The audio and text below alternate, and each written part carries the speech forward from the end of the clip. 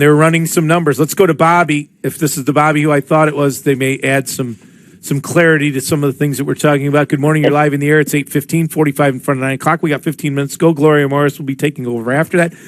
Make sure you stick around for Veterans Use at 9 o'clock. It kicks off. Good morning. It kicks off what I said is the best radio in Northwest Indiana on Friday. And Bobby, you add to it. What say you? Well, first of all, this is probably the first time in many, many years that we've had anybody with some credibility running for Congress. Okay, now, I have no idea, and I still have no idea, and I think I'm pretty astute when it comes to a few things. I don't know her. I don't know what she stands for. Everything to me has been very anti with her. Mm-hmm. Frank did a great job. His family does a great job. I feel very sorry for Jane to have to go through this. And as my friend from the president of Haven House, unless you've gone through it, you don't know.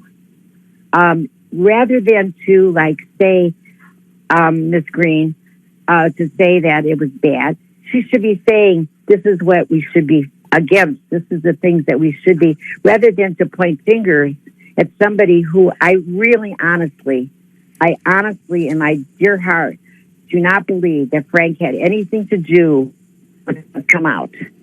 I know him so well. I know his family so well. It hurts me. It hurts me a lot, only because it brings back all the stuff for his life.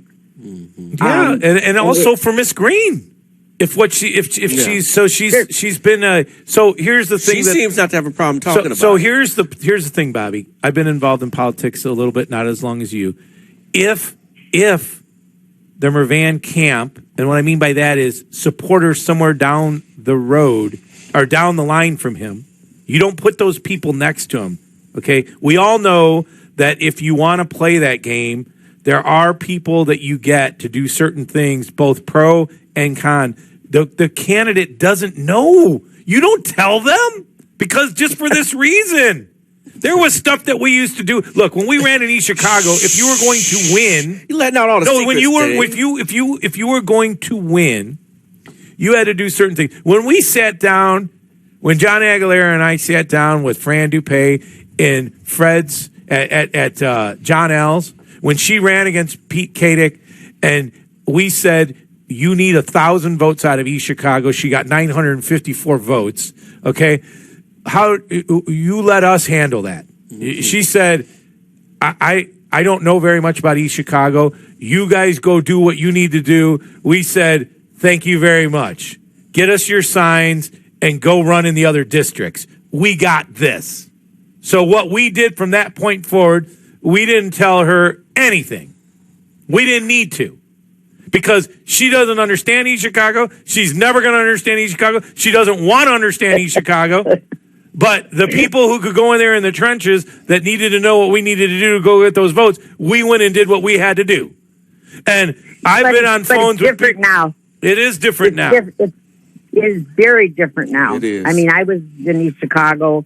I've been, anyway, whatever. It's very, very different now than it was. But it's a great show. And, I appreciate the fact that you let everybody talk. Some people are more ignorant than others. And that remains, interesting. But it keeps me going. At least at my age, I got something to listen to and get excited about. You guys have a good day. Bobby, thank you very much. So 219-845-1100. Good morning. You're live on the air. This might be the last Dave. It's Dave Morning. Good morning. Gentlemen, good morning. How are you? Good morning. Is your name really Dave? It is Dave, yes. This is Dave, yes. Hey, your previous caller, Bobby, correct me if I'm wrong, she used to be instrumental in Lake County politics, correct? I believe that's an understatement. And she was also very involved with Haven House, correct? I think that's an understatement. She exemplifies how disgusting Lake County politics are. For her to come on the radio, considering with Jennifer Ruth Green, regardless of what you think about her politics, she had to deal with the most traumatic situations that a woman could ever deal with in her life.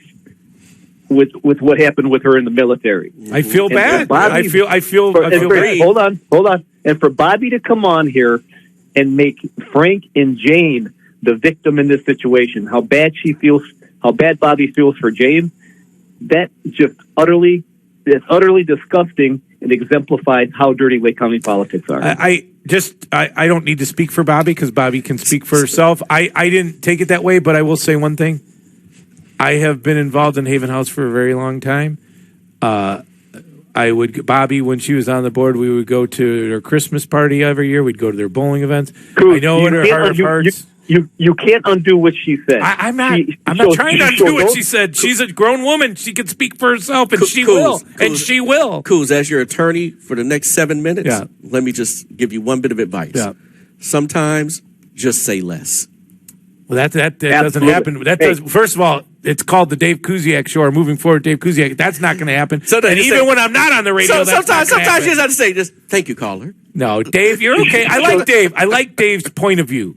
It's okay. She showed no sympathy for the victim. She put politics in front of a woman's assault, and she's making Jane and Frank the victim in this situation. Okay, utterly disgusting. Jane and Frank, for the record, have stated that they have been through assault and that they feel. And with all that being said, Dave, like I said on Monday when I was on the air with Jim, I know this is going to play out, and we're talking a little bit about it because I just wanted to unravel it a little bit. How has that improved your life or the possibility of improving your life or any other voter in Northwest Indiana? Repeat the question. The argument, anything that you've seen about this topic or anything that you've seen on this campaign between Frank and Miss Green in their ads, the negative ads towards each other, what of any of that has the possibility of improving your quality of life? I'll take it one step further. When you see Buncich in jail for doing what he did, you see Oscar Martinez, arguably a felon before he came into office, being elected into sheriff. Now he's our sitting sheriff. Now he's being indicted. Just when you thought Lake County politics, Lake County Democratic politics couldn't stoop any lower, you take it down another notch. So to answer the quick answer to your question, what this particular topic is, it exemplifies how dirty Democratic politicians are in Lake County. I'm not saying Frank dug this up. Clearly, we all know it was somebody on Frank's side that dug this up. It wasn't Frank. We know that. Baloney. But Frank could have also said, "This is where it's got to stop. I refuse to let this get out," and he didn't do it. I don't think he let it out. Political let it out. Yeah. He's not going to tell. Frank Mervan's not going to tell Political, which is a much bigger organization in Washington than Frank Mervan. But your point is well taken. This is what we do on this on these airways. We allow people to give their opinion. Thank you very much, Dave. Keep listening.